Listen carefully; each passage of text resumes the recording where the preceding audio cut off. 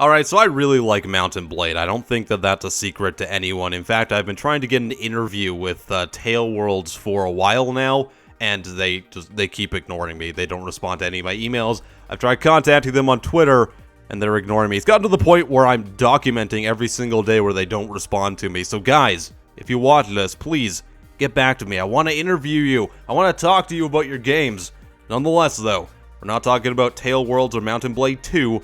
We're talking about Mount & Blade Warband today because someone in my Discord server asked me earlier if they should get the game and if I can make a video about it explaining why I really liked it. So that's exactly what I'm going to do because it is really one of my favorite series in the last little while. In the last, like I said, 10 years or so. It's a really good game. All of them are, but they're not without their problems, and that's what people need to be aware of if they really want to get into this game. I've got the most experience with Mount & Blade Warband. Of course, that's the updated version of the original game. The original one had more problems, and not that Mount & Blade Warband doesn't have its own problems, but it is definitely the superior version. Because here's the thing about Mount & Blade. It's a great medieval simulator, but it's a terrible, janky mess at the same time. But because of all that, it somehow ends up being extremely charming. Now, if you're the type of person who cannot deal with janky gameplay, who can't deal with all your characters feeling like they're an action figure or something like that, then you might not enjoy this game. You need to look past a lot of stuff in order to really enjoy the Mount & Blade series. And a lot of that was due to just monetary constraints when they were developing the game and everything, and it makes it difficult to play sometimes, you know? There's times where you will get stuck on everything conceivable, walls, staircases, other allies or enemies, whatever. You'll go into a battle and you'll instantly get shot in the head with an arrow and die, and then you'll have to, you know, reload the entire thing or the battle will just go on without you. The character models themselves kind of rival Oblivion in how they don't quite look like people. They look like what I imagine slug aliens would look like if they put on a person suit. Kind of like the bug creature in Men in Black. I think that's the most fair comparison right there. Oh, yeah.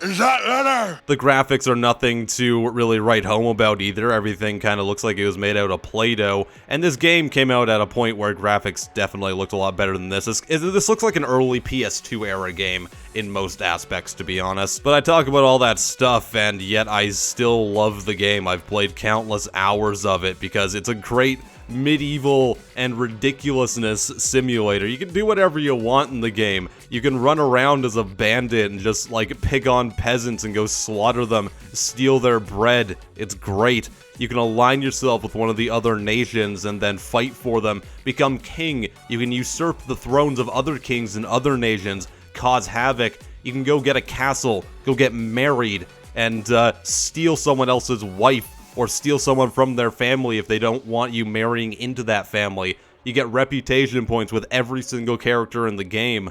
And if people don't like you, you can literally throw a party to raise your reputation with everyone else. You get into battles, and it's not like you're just controlling the entire army. You have abilities to do that and to generally control the tactics that they're using, but at the same time, you get to be right in the middle of the thick of things as well. And while the combat is super janky, it's simple enough that once you kind of get the hang of it, then you can really become like a big menace on the battlefield, and it does become very fun. You know, except for when you're trying to siege a castle and you get stuck on a ladder with all your AI teammates.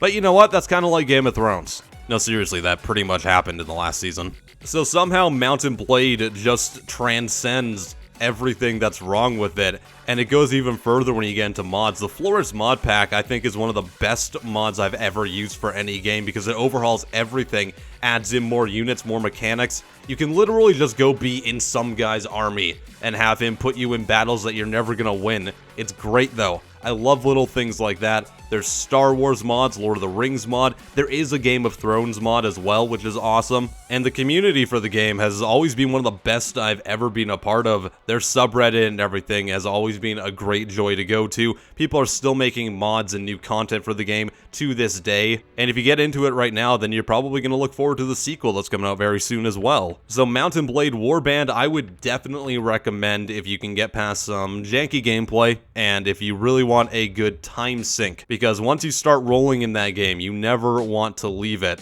It's kind of like Civilization or the XCOM factor. you just keep going once you get sucked in. So if you are interested, I would recommend going and checking out some videos. If you go over to their subreddit as well, there's an entire beginner's guide that's really well written. It's actually funny to read too, so it's not totally boring, and I would definitely recommend checking it out. Anyways, that's gonna do it for me today. Again, Tail Worlds, get back to me. I want to interview you guys seriously. It's been a long time, and I'm so excited for your game. Let me interview you, please. If you got anything to add, then let me know what it is in the comments. If you want to continue the discussion, I do have a Discord server that you can go and ask me anything you want anytime. I'm usually over there pretty much every day. If you're watching on VidMe and you like the video, throw a tip in. I don't really care how much it is, that'd be super appreciated. And if you're not on VidMe or you want to go and support my Patreon, I got an account over there as well. Hope you guys enjoyed the video. I am PattyJack, and I will see you next time. Have a wonderful day.